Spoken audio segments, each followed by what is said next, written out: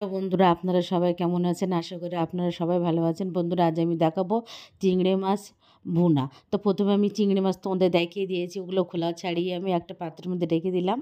এবার আমি কড়ার মধ্যে পরিমাণ মতো সর্ষের তেল দিয়ে দেবো। তোমরা চাইলে সাদা তেলেও রান্নাটা করতে পারো। তার লবণ তেলের মধ্যে আমি একটু লবণ আর একটু হলুদ দিয়ে দেবো যাতে মাছটা আমি ভাজবো যখন তার মধ্যে যেন লবণ আর হলুদটা থাকে। তাহলে খেতে ভালো লাগবে। এবার দেখুন মাছটা যে খোলা ছাড়িয়ে রেখেছিলাম সেগুলো এবার এর ভিতরে আমি দিয়ে দিলাম। আমি খুব একটা লাল, লাল করে ভাজবো না। একটু মিডিয়ামই একটু রেখে দেবো। অল্প ভাজবো লাল, লাল করে দেখুন।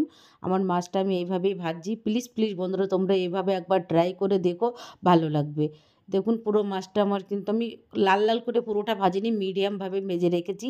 দেখুন তোমাদের একবার তুলে দেখিয়ে দিলাম মাছগুলো।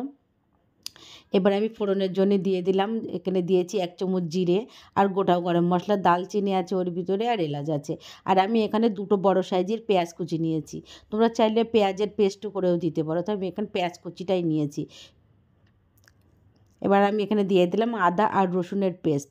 তোমরা চাইলে কুচিও দিতে পারো। আমি এখানে পেস্ট দিয়ে ভালো করে একটু নাড়াচাড়া করে নেবো। লাল, লাল যেন গন্ধটা না থেকে যায়। এবার আমি এখানে একটা বড় সাইজের টমেটো কেটে দিয়েছি। টমেটোটা দিলে কি ঝোলটা খেতেও ভালো বা টক, টক লাগে আর ভুনাটাও ভালো হয়।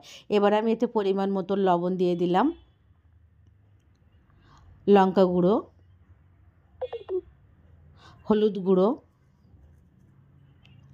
ধনিয়া গুঁড়ো, জিরে গুঁড়ো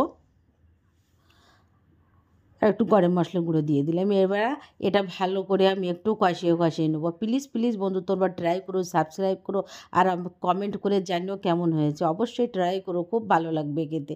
দেখুন আমার টমেটো পুরো সিদ্ধ হয়ে পুরো সিদ্ধ হয়ে গেছে, পুরো গলে দেখুন কী সুন্দর কালার বি এসে গেছে। এবার আমি এতে যে মাছগুলো ভেজে রেখেছিলাম সেগুলো আমি এর ভিতরে দিয়ে দিলাম।